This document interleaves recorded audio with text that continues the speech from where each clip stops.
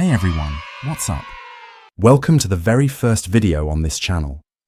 If you're a teenager or in your early 20s and you're trying to get your money life together, you're in the right place. Today we're kicking things off with something that sounds super boring, but actually controls a huge part of your future. Your credit score. Yeah, I know. Most people your age hear credit score and immediately tune out. But stick with me for the next 15-18 minutes. Because this one thing can literally decide whether you get approved for your first apartment, your first car loan, or even some jobs. And right now in 2026, with everything getting more expensive, starting early is the biggest cheat code you have. Let me hit you with some real numbers first, so you see why this actually matters. The average FICO credit score in the US right now is sitting around 714. Sounds decent, right? But for people our age, Gen Z 18 to 26, the average is only about 678 to 681. That's a solid 30-35 points below the national average. A lot of us are starting from basically zero or even negative because we haven't built any history yet. Why should you care at 16, 17, 19 or 22? Because landlords are checking your score before they hand you the keys to an apartment. Banks look at it before they give you a decent interest rate on a car or student loan. Some employers even pull your credit for certain jobs. And the crazy part, every single on-time payment you make now stays on your report for up to 10 years. That means the habits you build at 18 can still be helping or hurting you when you're 28 and trying to buy your first house. I'm not trying to scare you. I'm trying to wake you up. Most adults wish someone had explained this to them when they were your age. So let's fix that right now.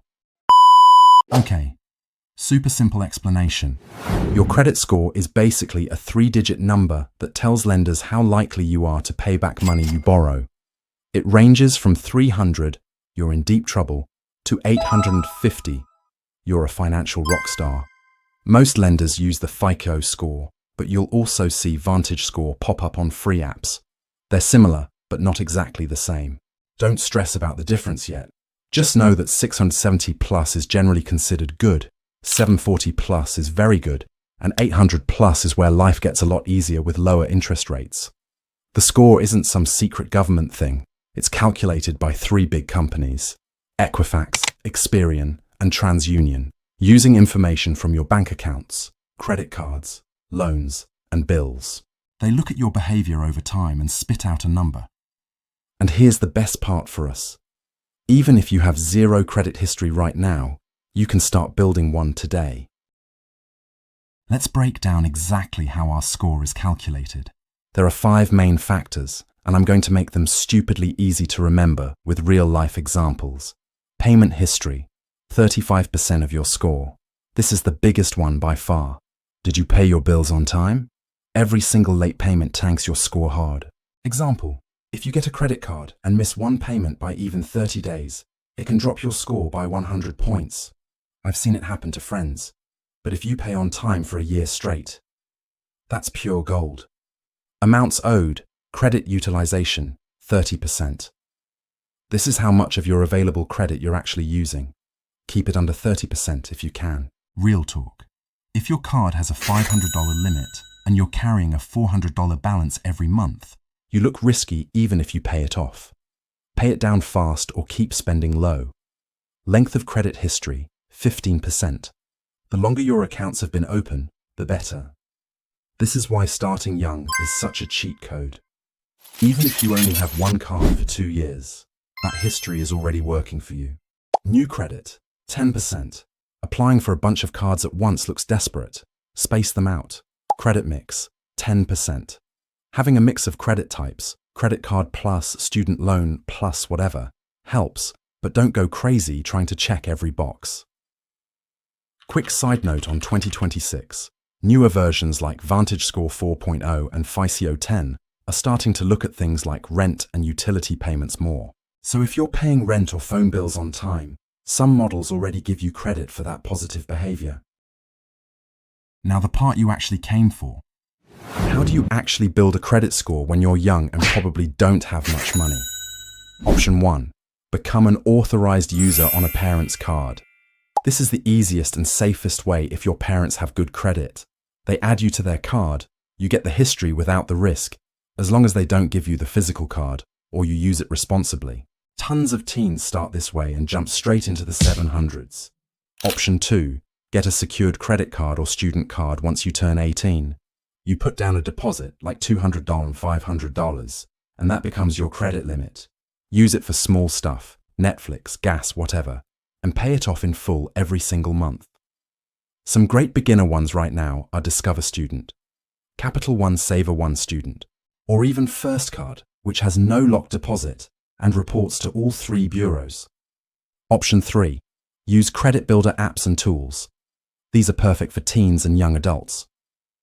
Here are the ones that actually work in 2026. Credit Karma, completely free, shows you your VantageScore every week and gives you personalized tips. Experian Boost, free, lets you add your phone, utility, and streaming bills to boost your score instantly. Kikoff or Self. These are like training wheels for credit. You make small monthly payments and they report it as positive credit activity. A lot of people are seeing 50+ point jumps in just a few months. StepApp. If you're under 18, this one is awesome for teens. It helps build credit safely with a debit card that reports positive activity. So download Credit Karma today. It takes 2 minutes and you'll see exactly where you stand right now. No hard pull, no risk.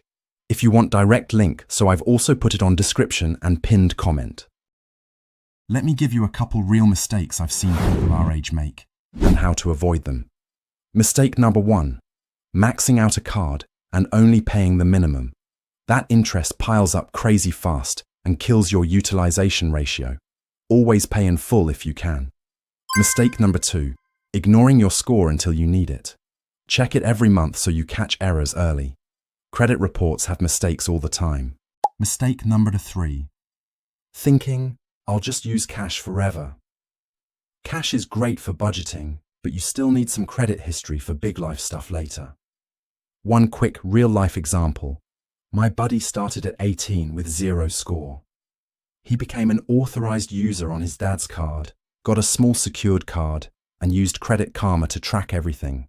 By 21, he had a 740. He just got approved for his first apartment with way lower deposit than his friends who had no credit history.